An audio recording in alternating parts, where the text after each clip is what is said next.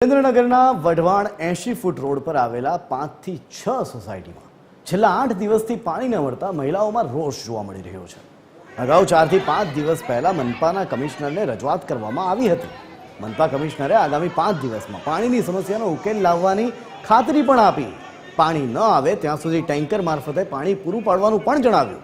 એ છતાં આ 5 દિવસ દરમિયાન ન તો ટેન્કર આવ્યું ન તો પાણી આવ્યું, જેને લઈને સ્થાનિક મહિલાઓએ મનપા તંત્રની સામે આજે રોષ વ્યક્ત કર્યો હતો।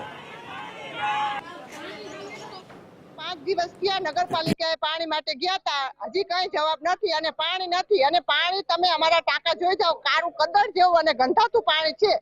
અને આ પોઝિશનમાં અમે જીવી છીએ અને આ પોઝિશન અમે આ લોકો આયા એમને બતાવ્યું કે કેવું પાણી છે। આખું ઘર ગંધાય, નળ ચાલુ કર્યું એટલે એવું પાણી છે।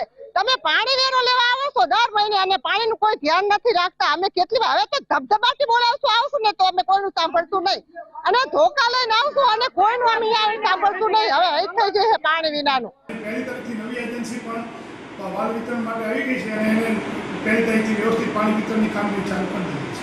કાલથી સાહેબ રાબેતા મુજબ પાણી બધે મળશે ખરું? કાલથી રાબેતા મુજબ પાણી મળી જશે અને વઢવાણ ઝોન માટે જે પાણીના દિવસો વધારે થાય છે એના માટે જે અમે નવી ભોગાવમાં લાઈન નાખે છે, જેના માટે આજે ટીસીનું ઊભું કરવા માટે ડેમ ઉપર આવે છે, એ આજે કામગીરી પૂર્ણ થયા બાદ કાલથી ત્યાં પણ વ્યવસ્થિત નિયમિત પાણી મળી જશે।